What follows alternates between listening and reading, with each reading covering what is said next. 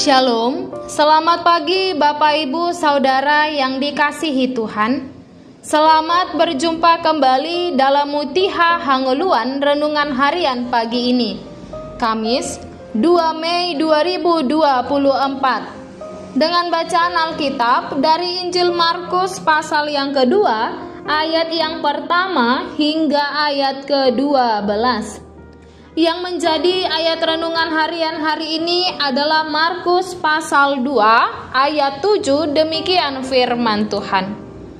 Mengapa orang ini berkata begitu? Ia menghujat Allah. Siapa yang dapat mengampuni dosa selain daripada Allah sendiri? Sudahkah mengenal Allah? Setidaknya ada dua kebiasaan manusia dalam mengenal seseorang, yaitu pertama hanya mengenal nama, dan kedua mengenal nama dan kepribadian orang tersebut. Ketika seseorang hanya sebatas mengenal nama, sudah dapat dipastikan orang tersebut tidak akan mengetahui secara mendalam bagaimana sifat, karakter, tutur bahasa, kesukaan, kebiasaan, dan lain sebagainya dari orang yang memiliki nama tersebut, karena pengenalan yang terbatas akan orang tersebut. Namun, tak jarang juga ditemukan pada zaman sekarang ini, kebanyakan manusia yang hanya sebatas mengenal nama sajalah, yang mudah sekali langsung menilai orang, yang langsung mudah menjudge orang lain, tanpa menyadari ternyata adanya keterbatasan dalam dirinya untuk mengenal kepribadian seseorang tersebut. Demikian jugalah yang terjadi dalam renungan harian kita pada hari ini, pada diri ahli Taurat pada masa itu, di mana mereka menyebut dirinya sebagai ahli Taurat, tetapi mereka memiliki keterbatasan dalam mengenal bagaimana sebenarnya kepribadian Yesus yang hadir di tengah-tengah mereka pada masa itu.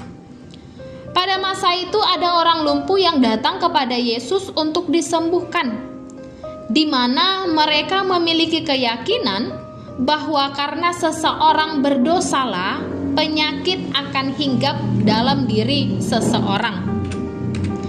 Sehingga ketika Yesus mengatakan dosanya sudah diampuni, namun ungkapan Yesus yang menyatakan hal tersebut menjadi sebuah masalah bagi para ahli Taurat.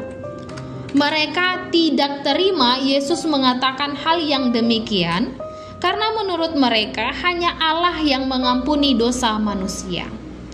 Ahli Taurat merasa tersinggung ketika Yesus dengan berani mengatakan hal tersebut di depan banyak orang, dan seolah-olah memberi pengakuan bahwa dirinya adalah Allah. Dalam pandangan ahli Taurat bahwa Yesus tidak menghormati Allah, dan ungkapan mengampuni dosa seseorang adalah fitnahan, hujatan terhadap Allah.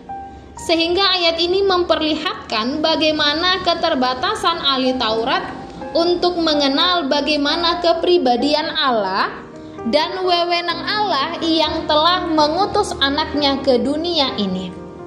Pemikiran ahli Taurat masih terkungkung untuk melihat rancangan Allah di dalam dunia ini.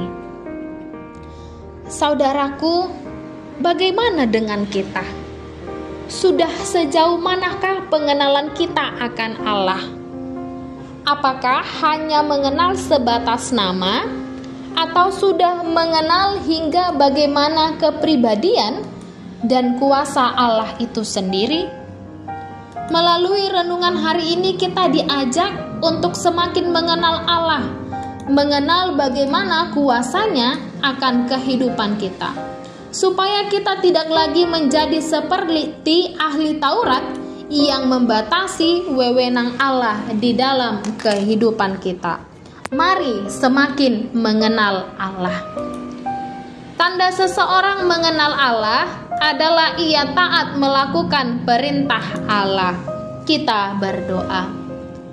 Ya Tuhan, Arahkanlah hidup kami supaya semakin mengenal Engkau dan mengerti kuasa serta kehendak-Mu di dalam hidup kami. Amin. Renungan harian hari ini ditulis oleh Desi Mariana Purba STH.